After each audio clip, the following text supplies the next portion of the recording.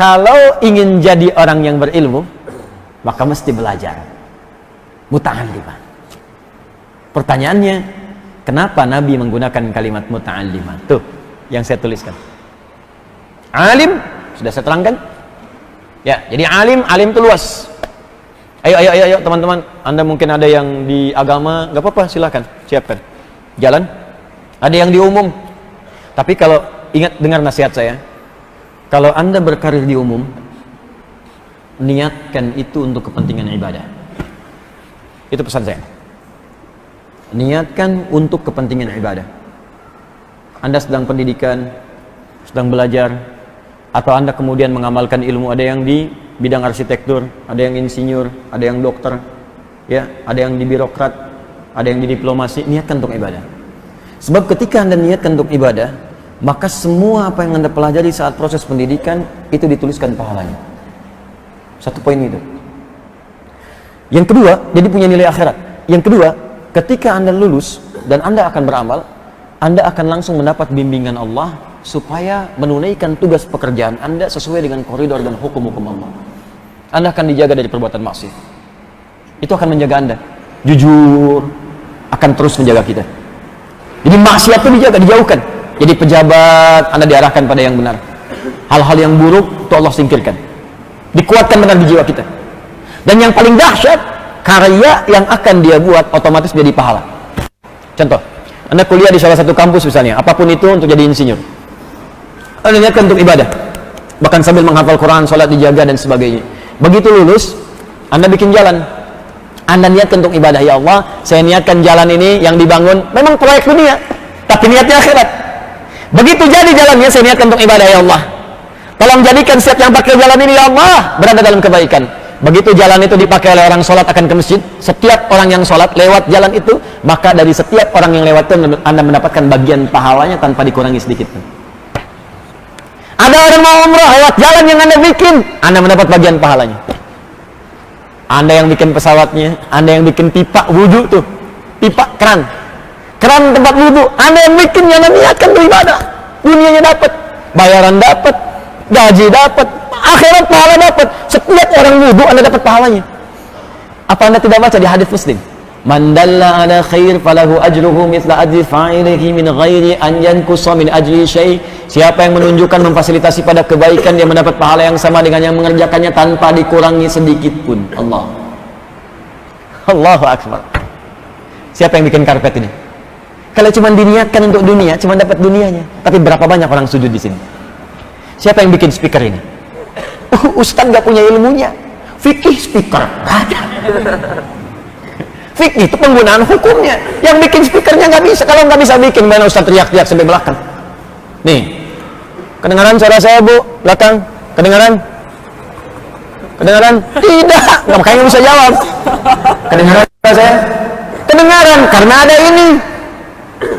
Ini wasilah ini. Wasilah, kalau nggak ada ini, nggak akan nyampe suara. Ya, kalau nggak direkam, nggak akan sampai orang-orang menyimak di luar masjid ini. Maka berbahagialah orang yang bikin video, orang bikin kameranya, orang bikin rekamannya, kalau diniatkan karena Allah. Pertanyaan saya, Anda selama kerja ini, bahkan ada yang sudah pensiun, diniatkan ibadah enggak? Berapa pahala Anda hilang sama bertahun-tahun? Ini mumpung yang masih belajar-belajar. Saya ada yang masih pakai seragam, teman-teman datang belajar, Masya Allah, berbahagialah Anda.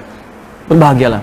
Nah, kalau Anda sedang pendidikan seperti ini, sedang belajar, atau Anda yang kalaupun sudah tidak berkarir lagi, datang ke masjid, belajar fiqih, belajar hadis, belajar tafsir, maka kata Nabi kalimat yang menggunakan ughdu aliman, au kun aliman, au muta'alliman. Kalau belum sampai pada derajat yang pertama alim, maka yang kedua naiki tangganya. Ini akan punya nilai yang sama dengan yang pertama kalau serius. Muta'allim. Jadilah muta'allim. Jadilah pembelajar. Teman-teman, pembelajar punya dua kata dalam bahasa Arab. Satu, darisun, dari kata darasa yadrusu, darsan wa dirasatan fahuwa darisun. Ya, orang Sunda biasa mengamalkan kalimat ini. Ayo ngadaras. Ngadaras itu dari bahasa Arab, dari kata darasa. Oh, berarti hujan deras bahasa Arab? Bukan, itu beda. Ya, itu beda. Banyak kosakata bahasa Arab di bahasa Indonesia, termasuk bahasa-bahasa daerah. Ya, bahasa Sunda yang bahasa pasaran, betung, ya, perut, batnun. Ya, batnun dari kata apa namanya? Batnun, dari kata perut, batnun. Bahasa Indonesia lebih banyak lagi. Musyawarah, bab, gitu kan? Lebih banyak lagi diserap. Makanya orang Indonesia kalau belajar bahasa Arab itu akan cepat. Karena hampir 60% kosakatanya, ya saya spesialisasi saya di bahasa. Ya, bahasa Arab untuk mendalami Al-Qur'an. Jadi saya juga mengkaji untuk tafsirnya, ya, fikihnya, hukumnya, tapi dasarnya tetap di ilmu bahasanya karena ini yang paling penting. Nah, teman-teman, ternyata 60% di bahasa kita itu rata-rata terambil dari bahasa Arab. Makanya akan cepat. Insya Allah akan cepat. Ya, dan itu ternyata bahasa Arab itu termasuk bahasa yang paling gampang tuh dipelajari. Makanya anak-anak kecil di Arab segini tuh cepat tuh, ya. Wah, langsung ketemu cepat sekali. Ya. Ya, burung beo dibawa ke Arab tuh sana, di Mekah tuh bisa tuh. Ya, 2 hari 3 hari ajarin. Kayak haluk ketemu orang Arab, "Hai halak. Alhamdulillah nabi khair. Anta man? Min aina anta? Minal jinnati wan nas." Ya, wah, itu pokoknya cepatlah beo. Jadi kalau beo aja bisa, masa kita susah? Ya, masa kita susah. Nah, itu darasa yadrusu.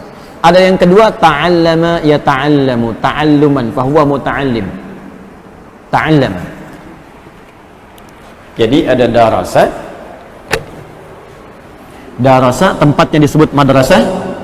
Ya, darasa tempatnya disebut madrasah. Ada ta'allama.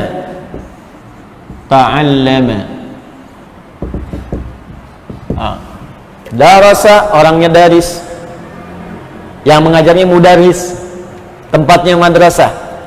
Baik, yang ini ta'allama, orangnya muta'allim. Jadi asal katanya dari sini.